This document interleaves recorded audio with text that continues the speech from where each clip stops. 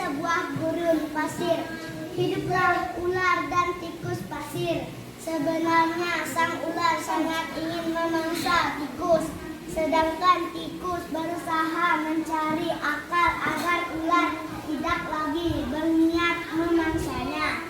Saat itu sang ular sangat lapar, padahal ia sedang tidak mempunyai sedikit pun makanan. Sedangkan tikus yang berada tidak jauh dari sang ular sedang asyik melahap makanannya. Sang ular merasa tidak senang melihat kelakuan tikus. Lanjut, Tara.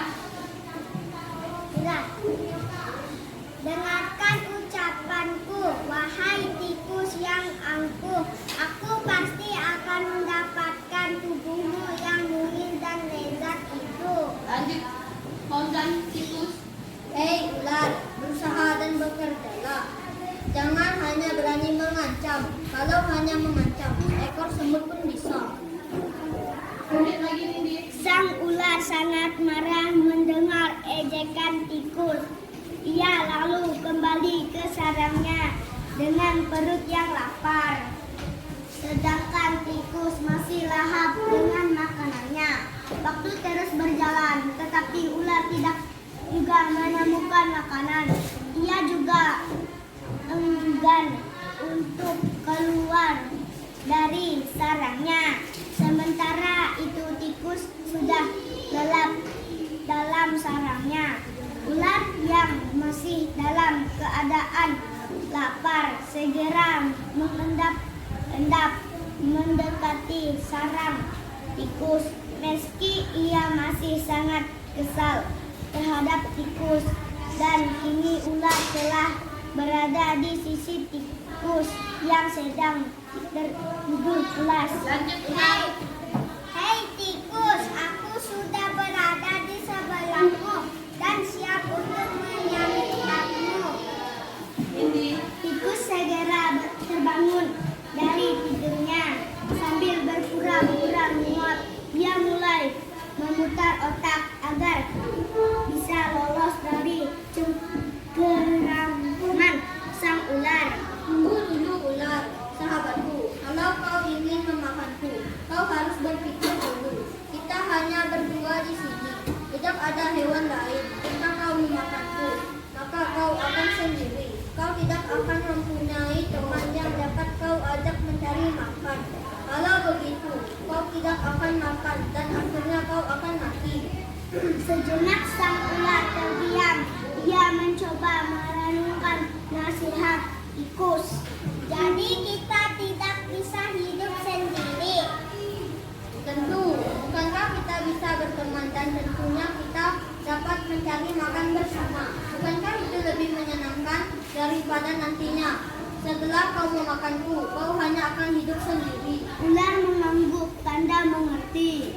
Baiklah, kalau begitu maafkan aku. Tikus pun memaafkan ular. Mereka tersenyum bahagia, kemudian sejenak mencari makan bersama-sama. Oke. Sudah didengarkan dongeng yang dibacakan sama temannya. Dengarnya Marques. Setelah membaca dongeng di atas, kalian buat kelompok kecil 4 orang berdiskusi tentang dongeng tikus dan ular. Mencari alur cerita atau inti dari dongeng tersebut. Bikinlah kelompoknya cari sesuai barisan.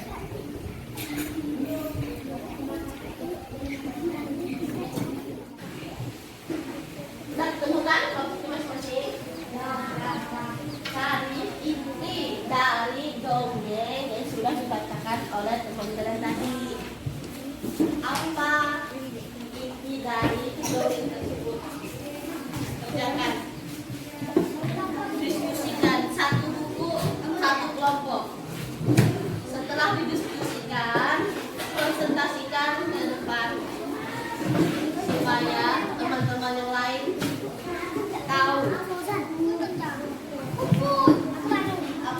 Lalu kalau kalian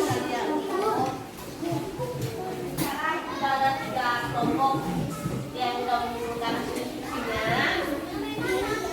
Ibu minta kelompok mereka ini maju ke depan bacakan diskusinya.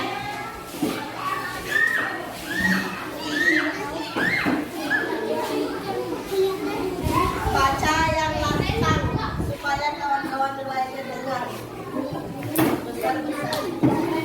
Dan Ada tikus dan ular pasir. Sang ular ingin memangsa sang tikus. Sang tikus mengikat otak agar sang ular tidak memangsanya.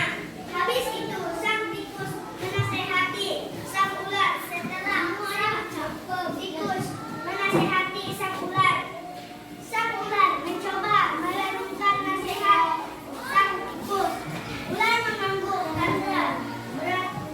tanda mengerti. Ular berkata, baiklah kalau begitu maafkan aku tikus. Tikus pun memaafkan sang ular. Mereka tersenyum bahagia. Kemudian beranjak mencari makan bersama-sama. oke, tepuk tangan temannya. Sebelum pulang, kita melakukan SBY dulu. Yeay. Siap? Berdiri apa berdiri?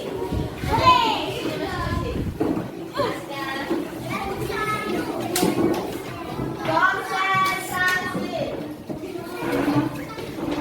Tepuk 1, tepuk 2, tepuk 3, tepuk 4, tepuk 5. Ya? Paham? Untuk kali ini yang salah ibu. Oke. Yang salah maju ke depan. Yang telat, yang nggak kompak sama temannya maju ke depan. Sadar diri ya, jangan tunjuk-tunjuk temannya ya. Oke. Ya. Konsentrasi. Tepuk 1, tepuk 2, tepuk 3, tepuk 4, tepuk 5.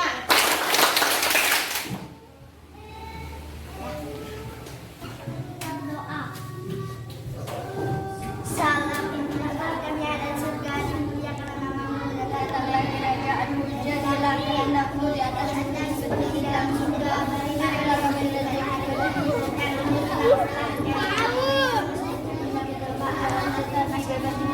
amin. Siap hormat.